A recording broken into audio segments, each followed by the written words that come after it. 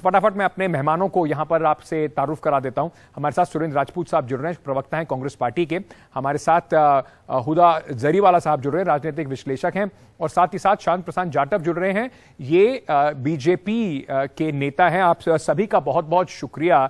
मैं सबसे पहले जाटव साहब आपसे पूछना चाहता हूं, पूरे गुजरात में नरोदा पाटिया में ये बात मैं समझ सकता हूं कि ठीक है, बाप के जो काम है या उनकी जो गलतियां हैं उसकी सजा बेटी को नहीं मिल सकती, लेकिन भारतीय जनता पार्टी इस बात को कैसे जस्टिफाई करेगी कि वो व्यक्ति अभी भी आपकी पार्टी का हिस्सा है, उसको कानून उम्र कैद की सजा दे चुका है और वो आपके जो एमएलए की कैंडिडेट हैं उनके लिए चुनाव प्रचार कर रहा है। क्यों ना मान लिया जाए कि भारतीय जनता पार्टी फिर से बांटने की राजनीति कर रही है? जिसने अपराध किया उसको सजा हुई, उसकी सजा उसके परिवार को नहीं दी जा सकती। उसका परिवार, उनकी पत्नी जो है वो वहां से पार्षद हैं और अभी बेटी जो डॉक्टर हैं और डॉक्टर के साथ साथ अभी उनको भारतीय जनता पार्टी ने टिकट दिया है। जाहिर सी बात है ये परिवार भारतीय जनता पार्टी का समर्थक है, डिवोशन है और पार्टी के लिए काम कर रहा है, तो स्वाभाविक बात है कि उनको टिकट दिया जाना जो है एक स्वाभाविक प्रक्रिया है। रही बात कि प्रचार कर रहे हैं उनके पिता, तो उनके पिता जो है वो प्रचार अपने व्यक्तिगत आधार पर कर रहे हैं। भारतीय जनता पार्टी के स्टार प्रचारकों में उनका कहीं नाम नहीं है, स्टार प्रचारकों में नाम नहीं है, लेकिन जाटव साहब अभी भी सजा होने के बाद भी आपकी पार्टी से ना तो वो बाहर गए हैं, और दूसरा अगर आप ये कहने की कोशिश कर रहे हैं, क्योंकि देखिए मैं भी कह रहा हूं ठीक है उनके पिता ने जो भी किया उसकी सजा उनको नहीं मिल सकती, लेकिन बेल जो मिली है वो तबीयत खराब बोल के मिली है। प्रचार में तबीयत बिल्कुल ठीक है उनकी। क्या उनको कोई पोर्टफोलियो मिला हुआ पार्टी के अंदर? सदस्यता तो है ना सर ऐसे लोगों की आपकी पार्टी में हुआ है, तो भारतीय जनता सदस्य तो है भारतीय जनता पार्टी के, उसके ऊपर कोई भी आक्षेप नहीं लगाया जा सकता। ठीक है राजपूत साहब, भारतीय जनता पार्टी कह रही है कि देखिए बाप के जो काम है उसकी सजा बेटी की भुगते, और वो भारतीय जनता पार्टी के नेता या कार्यकर्ता के तौर पर नहीं, वो सिर्फ और सिर्फ एक पिता के तौर पर अपनी बेटी के लिए प्रचार कर रहे हैं। दो बातें बड़ी साफ साफ है अंकित भाई। पहली बात, भारतीय जनता पार्टी बड़ी चालाकी से और निहायत बेशर्मी से काम कर रही है। हम नहीं कहते कि बाप की सजा बेटी को मिले, कोई बात नहीं, बेटी को उन्होंने टिकट दिया है, वो डिबेटेबल इश्यू है, लेकिन माध्यम क्या है, संदेश क्या है और गुजरात के लिए और पूरे देश के लिए क्या संदेश है, ये आपके माध्यम से बहुत स्पष्ट रूप से वो क्लियर कर रहे हैं कि साहब हम तो बेशर्मी करेंगे। बेशर्मी तेरा एक आसरा है। संविधान सम्मत जो उनको उनके पिता को जो जमानत मिली है, उनकी जमानतों की शर्त का ये स्पष्ट उल्लंघन है कि कोई भी आदमी जमानत पे रहे और कोई राजनीतिक कार्य करे, चाहे वो व्यक्तिगत कैपेसिटी से करे, चाहे भारतीय जनता पार्टी की प्रत्याशी के पिता की कैपेसिटी से करे या भारतीय जनता पार्टी के पार्षद पति की कैपेसिटी से करे। ये तो सुप्रीम कोर्ट के जमानत के निर्देशों का स्पष्ट उल्लंघन है और भारतीय जनता पार्टी के नेता प्रवक्ता बड़ी ही बेशर्मी से इसका बचाव कर रहे हैं, जिसकी निंदा होनी चाहिए और इमीडिएटली उस शख्स को बिहाइंड द बार होना चाहिए जो कन्विक्ट हो चुका है, जो सजा याफ्ता है। 97 लोगों की मौत हुई, 32 लोगों को सजा, उन 32 लोगों में से एक आदमी बिल्कुल जेल से बाहर है। क्या जेल से बाहर वो राजनीतिक कार्य करने के लिए या अपनी बेटी का प्रचार करने के लिए या अपना इलाज कराने के लिए? यही सेम केस प्रज्ञा ठाकुर का नहीं। और दूसरा क्यों नहीं वहां पर सरकार, जो सरकार है वहां पर भारतीय जनता पार्टी की सरकार जरूर है, पर क्यों नहीं सरकार कहती कि ये उल्लंघन हो रहा है?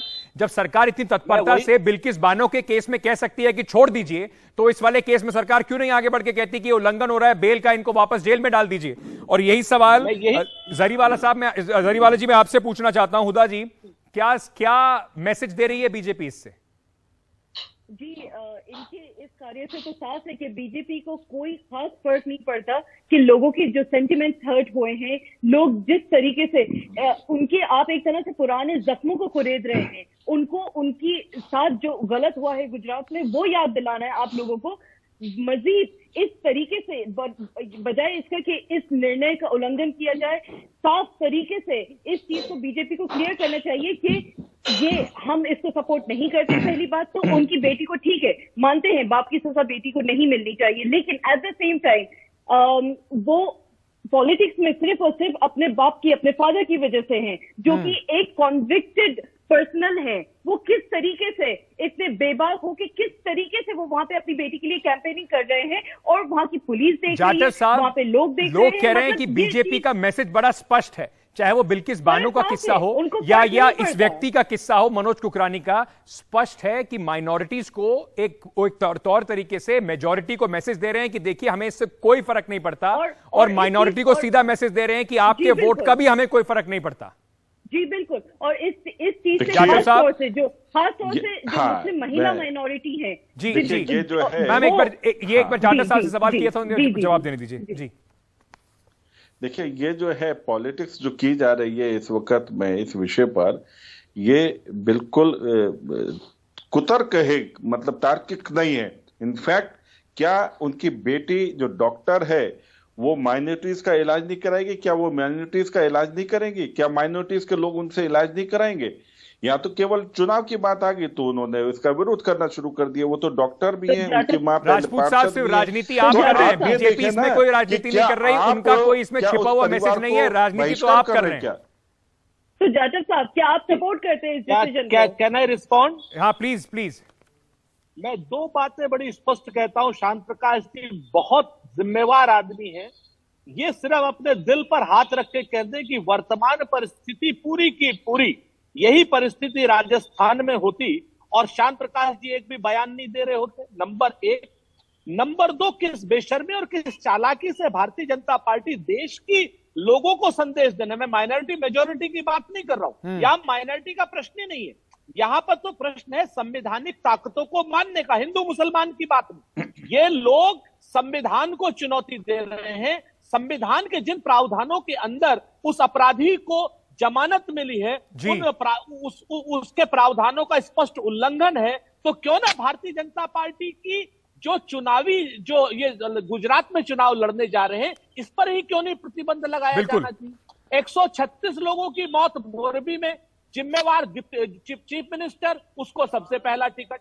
136 मौतों की मौत क्या नाम गुजरात में, गुजरात के मुख्यमंत्री का क्या इस्तीफा कहीं ना कहीं, और ये सवाल मैं अंत में छोड़ना जरूर चाहता हूं अपने दर्शकों के लिए, क्योंकि मेरे पास समय बिल्कुल खत्म नहीं, हो गया। मैं यहाँ पर एक बात राजपूत जी को बस मैं इतना बात जरूर कहना चाहता हूं कि क्या कहीं ना चाहता कहीं हूं। ये भी एक संदेश जाता है कि अगर आप लगातार एक ही पार्टी को चुनते रहते हैं तो उन्हें कहीं ना कहीं लगता है कि कुछ भी कर लो, ये वोटर तो अपने ही हैं, इन्हें इससे कोई फर्क नहीं पड़ता।